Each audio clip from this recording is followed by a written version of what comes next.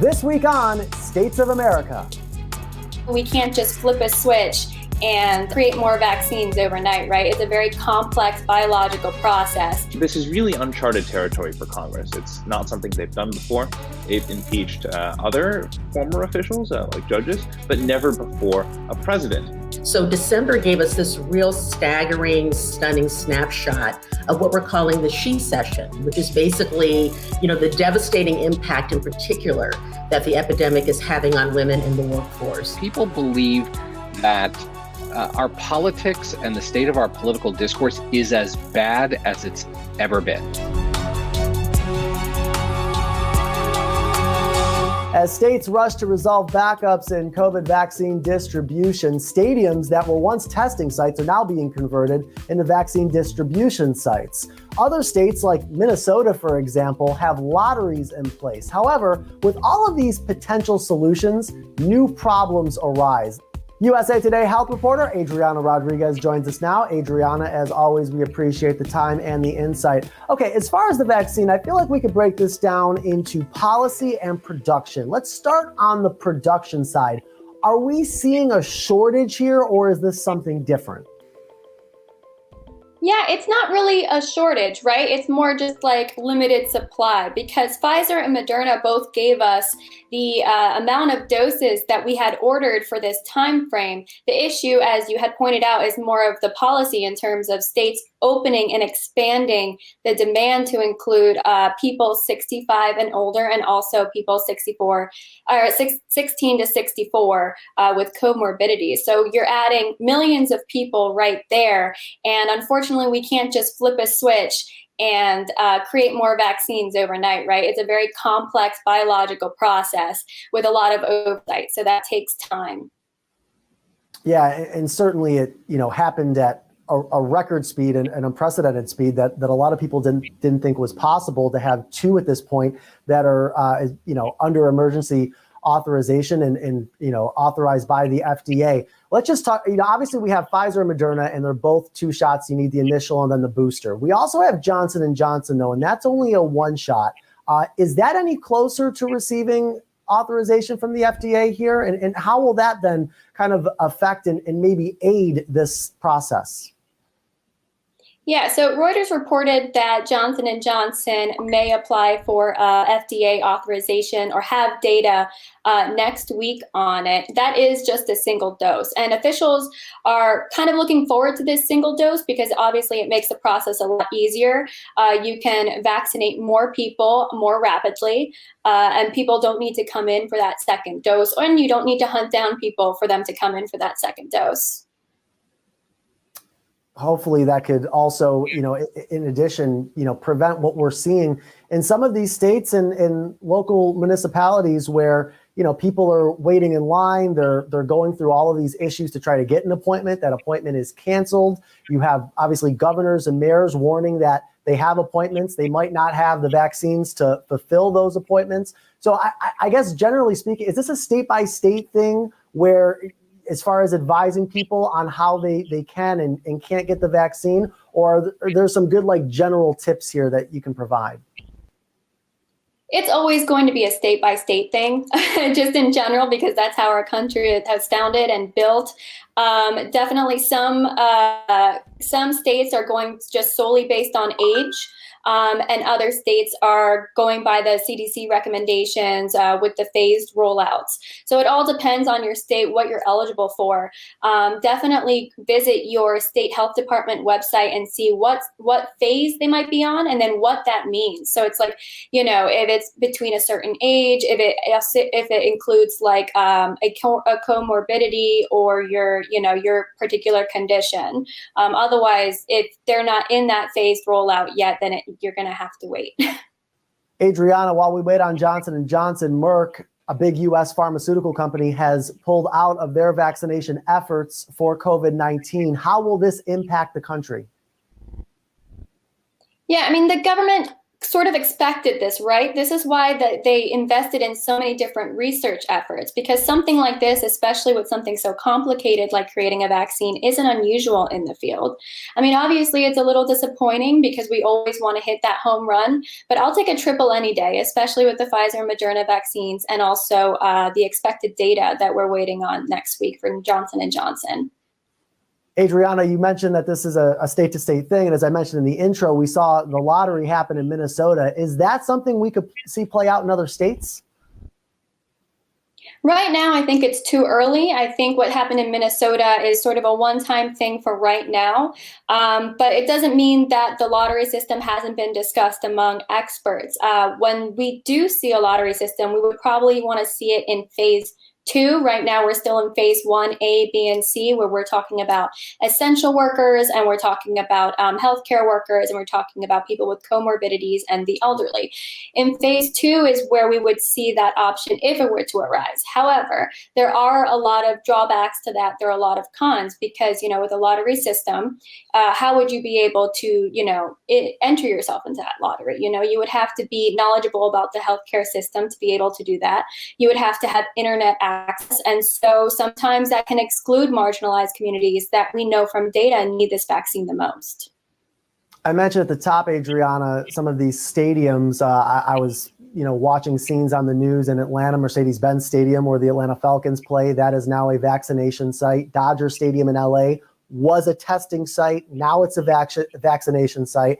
And some medical professionals are saying, wait a minute here, this is great that we're doing all this for vaccinations, but we still have to worry about testing. Is there a legitimate concern there that, we're maybe prioritizing vaccinations ahead of testing more than we should be? I don't know if it's an issue of prioritization. I think it's an issue of we need to be prioritizing both, right? We need to have the capability of being able to test the way we should be testing, and also the capability of vaccinating the way that we should be vaccinating. And especially with these two variants, or, multiple variants, I think like 24 states already have cases of the UK variant, which experts say could be more contagious or more transmissible. And the only way to be able to test that is not only by testing in the traditional sense, but also genetic sequencing. USA Today health reporter Adriana Rodriguez with the latest. Adriana, thank you so much for the time. We've been hearing from some of the managers and from top Democrats that they want the nation to see, in quote, living color, what happened at the riots on January 6th. And a couple of big things happening on Capitol Hill, namely the impeachment trial and confirmation hearings. To get the latest, we welcome in USA Today congressional reporter Nicholas Wu, 2 States of America. Nicholas, as always, we appreciate the time. Let's start with the impeachment trial and the measure that Senator Rand Paul brought to the floor, saying that this trial was unconstitutional. All but 5 Republicans voted in favor that it was in fact unconstitutional. That measure, of course, did not pass. But let's start with their reasoning here, Nicholas. Why did they feel that the impeachment trial of former President Trump is unconstitutional? The main reasoning I've been hearing from a lot of Republican senators is the constitutional and philosophical question of whether you can impeach a president after they have left office. This is really uncharted territory for Congress. It's not something they've done before. They've impeached other former officials, like judges, but never before a president. So if you talk to Democrats about it, they'll say that this is their kind of last recourse. This way you can prove that there's some way to punish an official, even if they've resigned, like Nixon, for example, in the 70s. In terms of impeachment, look, everyone wants to put this awful chapter in American history behind us. But sweeping it under the rug will not bring healing. The only way to bring healing is to actually have real accountability. But Republicans, on the other hand, say that that there are no constitutional grounds to do this. And it's worth mentioning, though, that the reason why they're holding the trial after Trump is president anyway is that Senate now Minority Leader Mitch McConnell held the trial until after Trump left office. And just to focus on one point there, Nicholas, when you say punishment, we're talking mainly the fact that if he is convicted, President Trump would not be able to run for office again, correct? To a certain degree. So there's 2 votes here that could happen. First of all, there's the vote on conviction, which would be the final judgment on impeachment here. And then after that, the Senate could hold a second vote to bar someone from running for office again. That's interesting that they're not tied together. I mean, let's start though with that first vote, because some are saying that with all but 5 Republicans saying that this trial is unconstitutional to begin with, that could kind of foreshadow how they're going to vote with this trial. What are you hearing on that? A lot of senators saw this vote as kind of a proxy for the actual impeachment vote. Rand Paul told reporters that if more than 34 Republicans voted against holding the trial in the first place, that means that the Democrats likely wouldn't have the votes to convict. The motion to table is agreed to.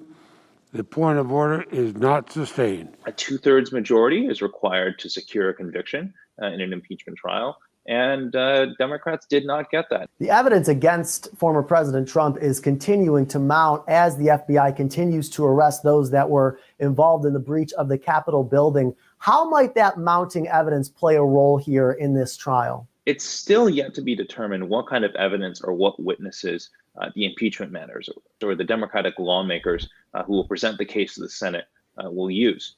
But all that being said, we've been hearing from some of the managers and from top Democrats that they want the nation to see, in quote, living color, what happened at the riots on January 6th. So whether that means they will decide that the nation lived through the events that day and the evidence will speak for itself, or whether they show videos or call witnesses has yet to be seen. And of course, by evidence, we mean the fact that, many of these people who were arrested in conjunction with the riot are saying that, they were inspired by, spurred on by the words of President Trump.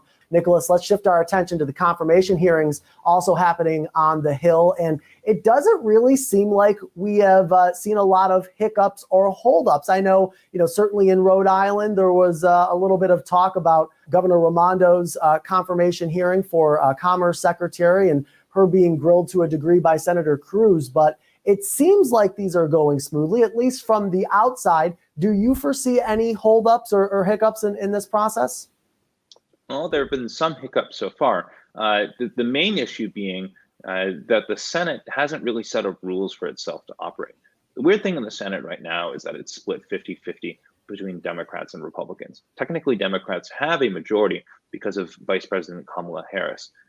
But for the purposes of Senate committees who actually process all of these nominees, you will technically have an even number of Republicans and Democrats. So they have to come to an agreement on how to actually manage those committees. Until then, Republicans are still in charge of all these committees. So for quite a few of Biden's nominees, this has actually led to some delays in the process. Nicholas, you mentioned Vice President Harris being the deciding vote. Let's talk about that just for a second. For those who are unaware. In the Senate, the Vice President is technically the president of the Senate. So if there's a 50-50 tie, they can step in to help break that. And then you mentioned as well that one senator can hold this up. What do you mean by that? Basically, there's a bunch of parliamentary procedure involved here, but as a nominee moves along in their confirmation process, before they go for the final Senate approval, any single senator can object to moving forward in the process, and that can slow things down until they can muster the votes to move past that, or until that senator's objection is satisfied and they withdraw it. Is this also maybe one of the reasons why they're holding out some of the other major nominees, like a Deb Haaland? Exactly. So 2 of Biden's cabinet nominees come from the House of Representatives, Marsha Fudge of Ohio and Deb Haaland of New Mexico. Democrats only hold about a 3-seat majority in the House right now, so they can't afford to lose too many members at any given time. So Democrats are likely to stagger when these nominees actually come forward. So that way you don't lose, say, both people at the exact same time. The fact of the matter, too, is that at the beginning of presidential administrations, regardless of what the party is in power, there tends to be a bit of leeway given to a president's nominees. There's kind of a courtesy almost given in the Senate. And that's what we've seen so far on some of these relatively non-controversial nominees for Treasury and Defense and Secretary of State. USA Today congressional reporter Nicholas Wu. Nicholas, thank you so much for the time and the insight. Thanks so much for having me. This gap in pay and in employment is just widening because of this crisis that's gripping the country. Okay, let's bring it back to January of 2020. So many things were different in our country. One of those things was the job market. And for the first time in 10 years, women outnumbered men in the workforce. We fast forward to December of last year and we got the job numbers in, 140,000 jobs lost in the US, and women accounted for 100% of the loss. USA Today business reporter Cherise Jones joins us now. Cherise, of course, we appreciate the time. How were women so affected by the job loss numbers that we received? You know, this pandemic has really shown the disparities that we have in the culture. And one of the things that we saw is that a lot of the industries that were really hard hit by the pandemic, retail, hospitality, schools, childcare centers, those are disproportionately dominated by women. So December gave us this real staggering, stunning snapshot of what we're calling the She-cession, which is basically, the devastating impact in particular that the epidemic is having on women in the workforce. And so a lot of them were basically laid off. Women often had to take on most of the burden at home with remote schooling and childcare. And so you have 1 in 4 women who are saying they have to downsize their jobs or just leave the workforce altogether to handle that because they're crumbling under the strain. And so basically, we're just saying that, this disparity, this gap in pay and in employment is just widening because of this crisis that's gripping the country. Cherise, that was an interesting term. Not a recession, but a she-cession. Did we see this coming at all?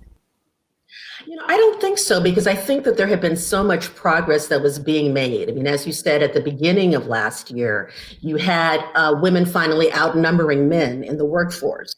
More than half of college graduates were female. There was a lot of attention being given to the need for gender parity. The whole Me Too movement was happening to combat harassment in the workplace. And so things seemed to be looking up. And then we had this crisis happen that nobody really predicted, the global pandemic, that has really upended everything and really put a spotlight on so many of the disparities that we have in our culture, whether it's along racial lines, gender lines, in terms of ageism. And so all of these things have kind of come to a head. And so here we are trying to recover. I mean, a lot of people feel that we've lost a decade's worth of progress for women in the workplace because of the pandemic. So we're going to be dealing with these ramifications for quite a while. A decade's worth of progress lost in a year. How long will it take another decade to make that up? I mean, let's look big picture here. As you mentioned, some of the gender parity issues in the workplace. What happens next as far as women's progress to kind of close that gap again? I think that one of the good things about it is that a lot of people are talking about it. You have organizations like Lean In that have done lots of research on this. Reporters are talking about this. They're talking to women about what they're going through. A lot of spotlight is being put on Black and Latino women in particular, who, women in general make 82 cents on the dollar that the average white American man makes. For Black women, it's 63 cents on the dollar. For Latino women, it's slightly above 50 cents. And so I think that because the focus is there, we have a chance to kind of rectify these things a little bit quicker. But there's so many things that have to be addressed. I mean, the fact that women are predominant in certain industries that don't pay very good wages. You have a lot of women who actually have to drop out of the workforce when they need to work because they can't work remotely and their kids are at home unsupervised. So they're having to make this incredible choice between their livelihood and taking care of their children. And so I think it's going to probably take a while. But the good thing is that people are talking about it, that it's something that's on everybody's radar. And hopefully when the economy starts to rebound, we can start to address it in a very aggressive way. Cherise, I know we're not even 2 weeks into the Biden administration, but have you seen anything out of the White House that kind of encourages you moving forward regarding these numbers?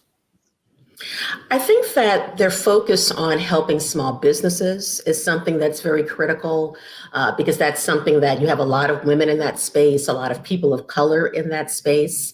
I think that the fact that the vaccine is being rolled out and supposedly that's going to pick up in the next few months will be helpful in trying to get the economy rolling again.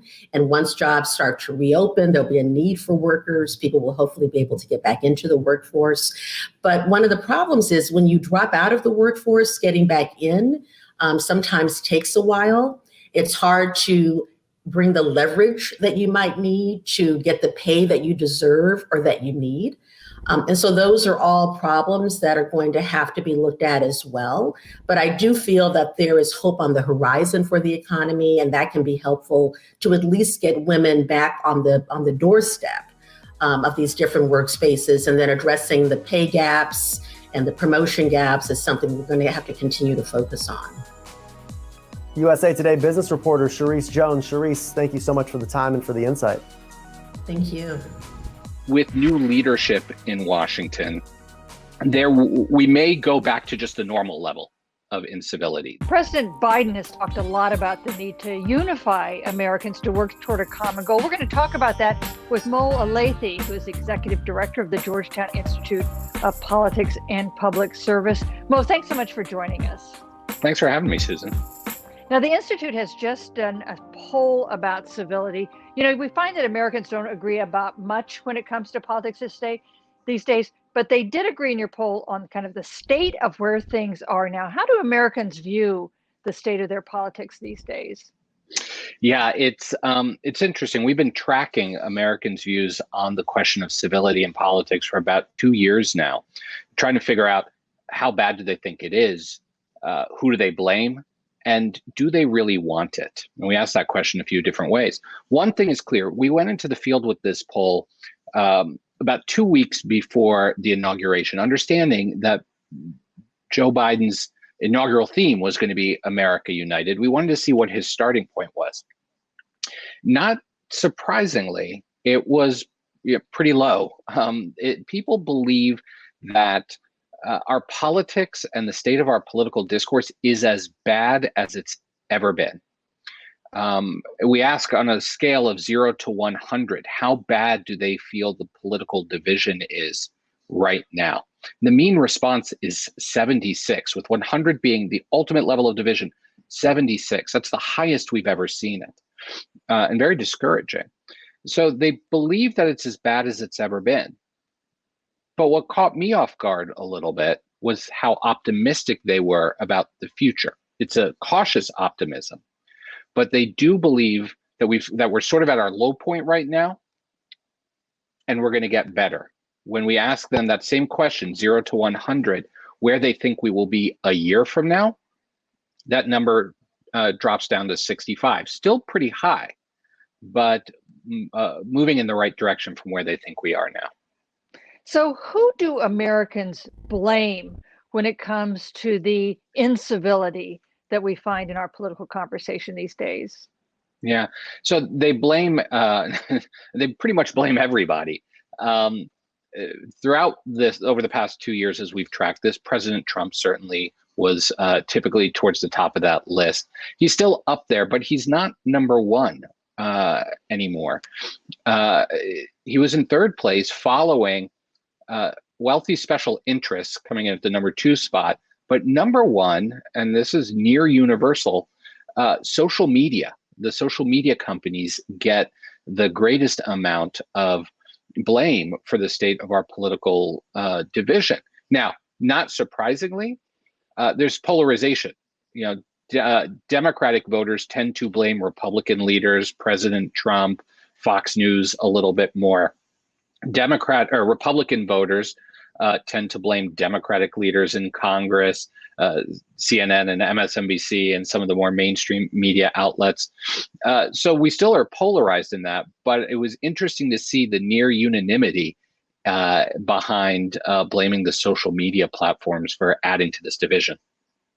How about the news media? Do we get some of the blame?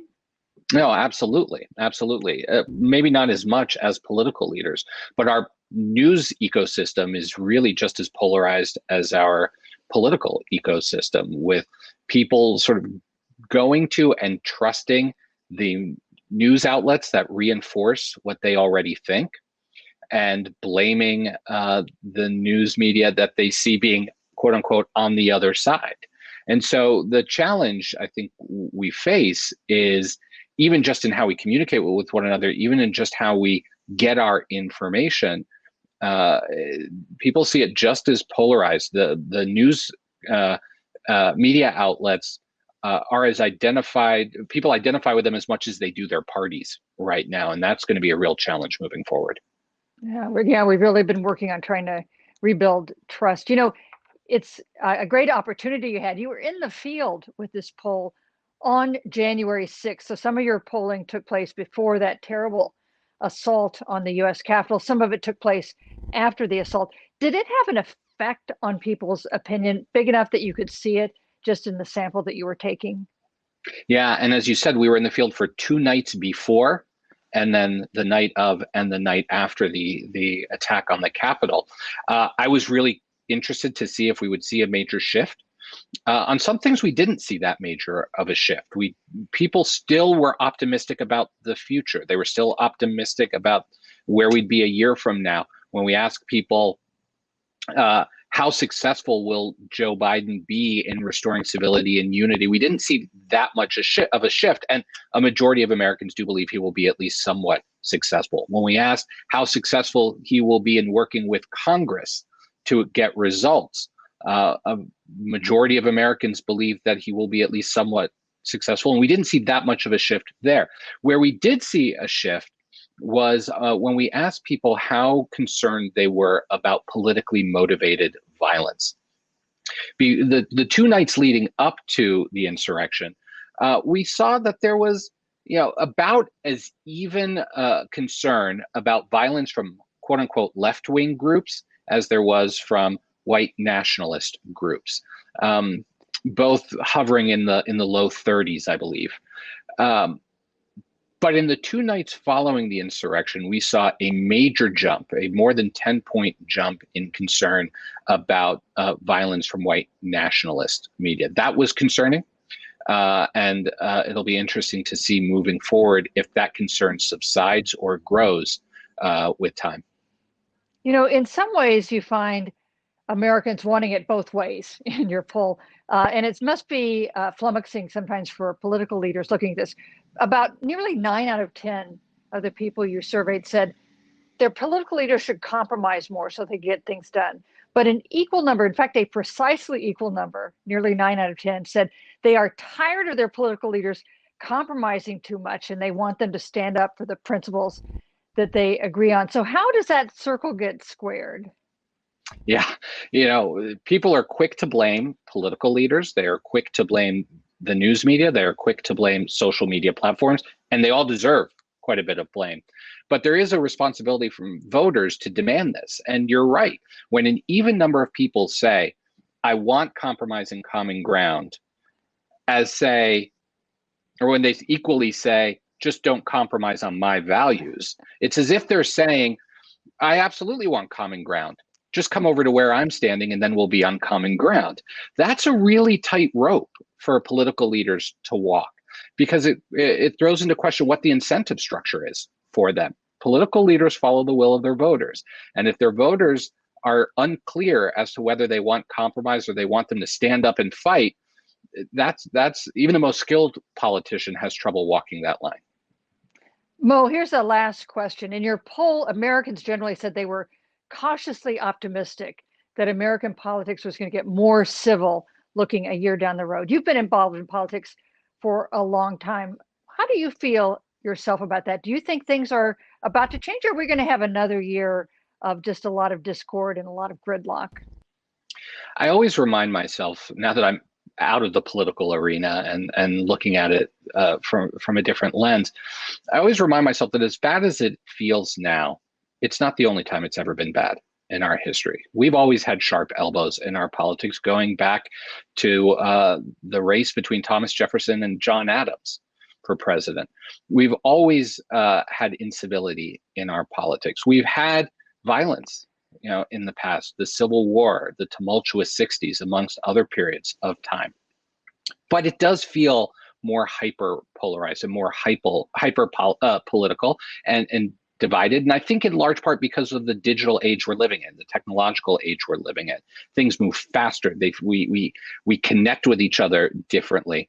These social media platforms are great at connecting people within our individual echo chambers, but separating us from those who are outside of those echo chambers. And so we've got a lot of work to do. I do believe that with new leadership in Washington, we may go back to just the normal level of incivility, the normal level of dysfunction that has defined much of the past generation. But it's not going to do that without some work from our political leaders, from our news media, from the social media platforms, and from voters demanding it. Otherwise, it's very easy to see this thing continue to spiral out of control. It's interesting that our goal these days is to return to a normal level of incivility. Mo, like, it really is. Thank you so much. Thank you so much for joining us. Mo is the executive director of the Georgetown Institute of Politics and Public Service. Thank you. Thanks for having me. Thanks for watching States of America, important conversations on the issues that matter.